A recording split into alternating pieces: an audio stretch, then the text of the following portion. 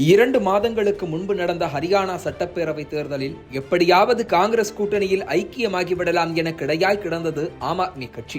ஆனால் வாரக்கணக்கில் பேச்சுவார்த்தையை இழுத்துவிட்ட காங்கிரஸ் தேசிய தலைமை தங்களது மாநில தலைவர்களை சமாதானம் செய்ய முடியாமல் கூட்டணி பேச்சுவார்த்தையே கைவிட்டது. ராகுல் காந்தியே ஆசைப்பட்ட ஆம் ஆத்மி கூட்டணி கடைசியில் கை சேராமல் போனது.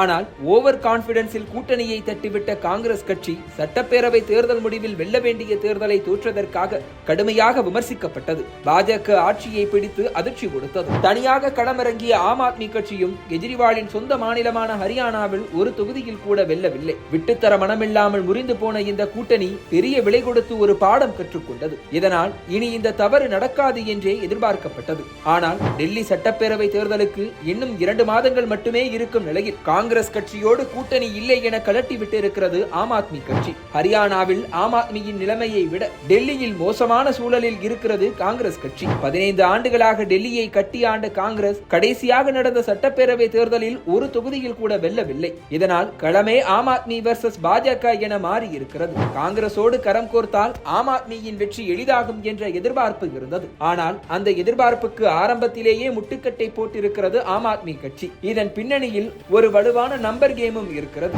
2015 நடந்த சட்டப்பேரவை தேர்தலில் ஆம் ஆத்மி கட்சி 67 இடங்களில் வென்று ஆட்சியை பிடிக்க 3 இடங்களை கைப்பற்றியது பாஜக. காங்கிரசுக்கு ஒரு தொகுதி கூட கிடைக்கவில்லை. இதனால் ஆம் ஆத்மி கட்சிக்கு சட்டப்பேரவையில் மட்டுமல்ல களத்தில் கூட கண்ணு கட்டிய தூரத்திற்கு எதிரிகளே இல்லை என்கிற நிலை இருந்தது. ஆனால் 2019 நடந்த மக்களவை தேர்தலில் பாஜக மறுபடியும் 7 தொகுதிகளையும் கைப்பற்றியது. டெல்லியில் ஒவ்வொரு மக்களவை தொகுதியிலும் 10 சட்டப்பேரவை தொகுதிகள் உள்ளன. அதன்படி பார்த்தால் பாஜக 65 சட்டப்பேரவை இடங்களிலும் காங்கிரஸ் கட்சி 5 இடங்களிலும் முன்னிலை பெற்றன. மாநிலத்தில் ஆட்சியில் இருந்த ஆம் ஆத்மி கட்சியால் ஒரு சட்டப்பேரவை இடத்தில் கூட முன்னிலை பெற முடியவில்லை. இதனால் 2020 நடைபெறவிருந்த சட்டப்பேரவை தேர்தலில் ஆம் ஆத்மியின் நிலை என்னாகுமோ என்கிற எதிர்பார்ப்பு எகிரியது. ஆனால் டெல்லி மக்கள் மத்தியில் பாஜக, மாநிலத்தில் ஆம் ஆத்மி என முடிவு செய்து கெஜ்ரிவாலின் தளபதிகள் 62 பேரை மீண்டும் எம்எல்ஏக்கள் ஆக்கினர். பாஜகவுக்கு 8 இடங்கள் கிடைத்தன. வழக்கம் போல காங்கிரஸ் கட்சிக்கு ஒரு இடம் கூட கிடைக்கவில்லை.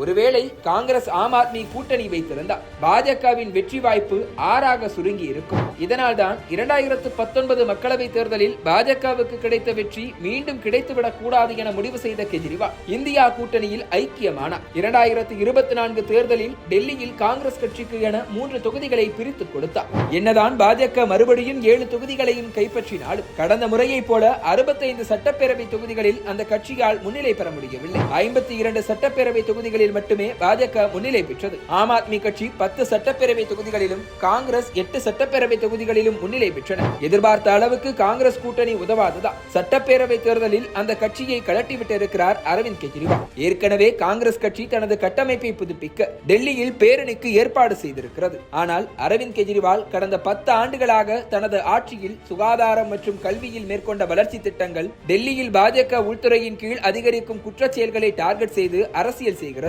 போதாக்குறைக்கு அரவிந்த் கெஜ்ரிவால் எதிர்பாராத ட்விஸ்டாக தனது பதவியை ராஜினாமா செய்துவிட்டு மதுபான ஊழல் வழக்கில் தான் நிரபராதி என்பதை நிரூபிக்க மக்கள் மன்றத்தில் சரணடைந்திருப்பதும் அவருக்கான பிளஸ் பாயிண்டாக மாறியிருக்கிறது. ஏற்கனவே பாஜகவால் கைது செய்து பிணையில் வந்திருக்கும் ஹேமந்த் சோரன் இதே பாணியில் ஜார்க்கண்டில் ஆட்சியை பிடித்திருப்பது அரவிந்த் கெஜ்ரிவாலுக்கு கூடுதல் நம்பிக்கையை கொடுத்திருக்கிறது. இதனால்தான் களத்தில் ஆக்டிவாக இல்லாத காங்கிரஸை கலட்டிவிட்டு தனியாக தேர்தலை சந்திக்க தயாராகி 11 வேட்பாளர்களையும் அறிவித்திருக்கிறார் அரவிந்த் கெஜ்ரிவால்.